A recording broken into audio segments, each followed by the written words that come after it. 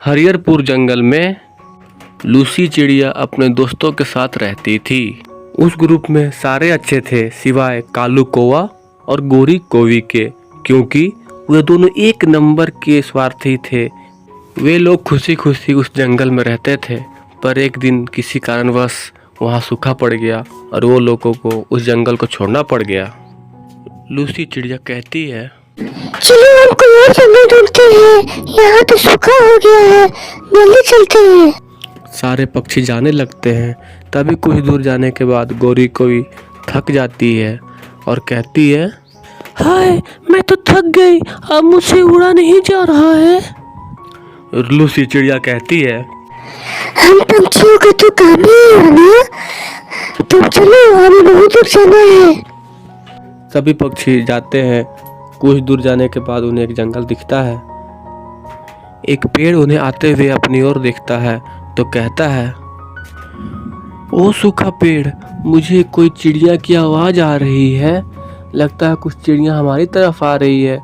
देखना मुझ पे ही सारे बैठेंगे, क्योंकि मुझ में आम है, मुझे फल है, मैं छाया दे सकता हूँ। तुम तो सूखे हो, तुम पे कौन बैठेंगे। सूखा पेड़ कहता है, भाई इतना घमंड भी सही नहीं है। देखना एक दिन मुझ में भी तना आएंगे और मैं भी फल दिया करूँगा। मजाक मत कर भाई, इतना सालों से कुछ नहीं हुआ, अब जाके क्या होगा तुम्हारा, हट। तब तक सारे चिड़िया वहाँ पे आ जाते हैं।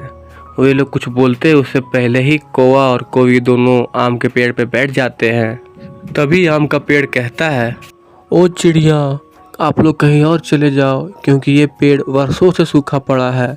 आप लोग इसमें रहोगे तो कोई फ़ायदा नहीं होगा। दूसरा पेड़ कहता है, नहीं, मुझ में अगर पानी दिया जाए तो मैं भी अपना फल दे सकता हूँ आप लोगों को। तभी कौवी कहती है, ओ लूसी, हम तो यहाँ बैठ गए हैं आम के पेड़ पे, हम यहाँ से नहीं हटेंगे और ये सारे आम हमारे हैं। लूसी बोलती है, हम तो सारे इकट्ठे आए थे, इस पे हमारा भी तो हक है।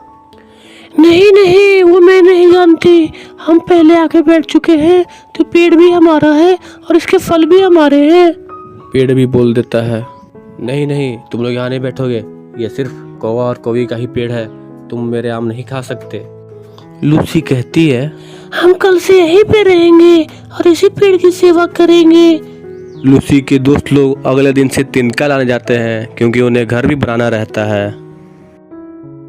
लूसी की दोस्त टूनी बोलती है, लूसी, तुम यहाँ घर बनाओ, हम कुछ खाने को ले आते हैं। लूसी की दोस्त को जंगल में अमरूद दिखता है तो कहती है, देखना, अमरूद देख के लूसी बहुत खुश हो जाएगी। वे लोग शाम को आते हैं अमरूद लेकर। लूसी बहुत खुश होती है, क्योंकि घर भी बना होता है और खाने के लिए भी आ जाता है। वे लोग सारे इकट्ठे खाते हैं और आराम करते हैं। इधर साइड से कौवा और कौवी दोनों आम खाते हैं और सोते हैं। ना ही आम के पेड़ में पानी डालते हैं, ना ही उसकी सेवा करते हैं। इसी तरह कुछ दिन शाम बीतते चले जाते हैं। कुछ दिन बाद आम का पेड़ सूखने लगता है, क्योंकि उसमें पानी सेवा हुआ कुछ होता नहीं है। और इधर कुछ दिन बाद ही सूखा पेड़ में एक तना आ जाता है, क्योंकि वे सारे चिड़िया मिलकर उस पेड़ में पानी डालते थे। तना आते देख सूखा पेड़ बोलता है कि चिड़िया देखो, इसमें मेरे तना आ चुका है, तुम्हारे वजह से मैं फल देने वाला हूँ। आम का पेड़ बोलता है, ओ गोरी कौवी, आज रात को पानी लेते आना, उधर से आना तो, क्योंकि मैं सूखने लगा हूँ, मुझे पानी की ज़रूरत है। पेड़ जी, हम लेते आएंगे शाम को आपके लिए पानी। पर वो लोग लाते नहीं हैं, वो लोग जाकर सो जाते हैं और रात को आते ही कहते हैं, पेड़ जी, हम तो भूल गए, कल ले आएंगे। इसी तरह से उस आम पेड़ पे सारे आम खत्म हो जाते हैं और वो पेड़ सूख जाता है और इधर सूखा पेड़ हरा भरा हो जाता है। गोरी कौवी कहती है, अजी सुनते हो, ये पेड़ तो सूख गया है, चलो हम और कोई जगह देखते हैं रहने के लिए। पेड़ कहता है, ओ गोरी कौवी, कहाँ चली, मुझे आम खाया मेरा और पानी नहीं डाला तुमने, ये ठीक नहीं किया तुमने। पर कोई फ़ायदा नहीं था, वो दोनों चले जाते हैं।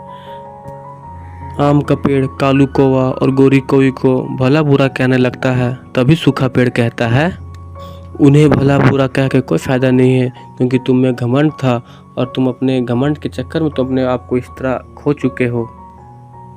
आम का पेड़ कहता है, तुम ठीक कहते हो भाई, मुझे में घमंड तो आ गया था, पर अब मैं कभी घमंड नहीं करूँगा। अगले दिन से लूसी चिड़िया और उसके दोस्त दोनों पेड़ के देखभाल करते हैं और कुछ दिन बाद वो पेड़ भी हरा भरा हो जाता है। लूसी चिड़िया और उनके दोस्त उस दिन से उसी जंगल में रहते हैं और आम खाते हुए मौज करते हैं।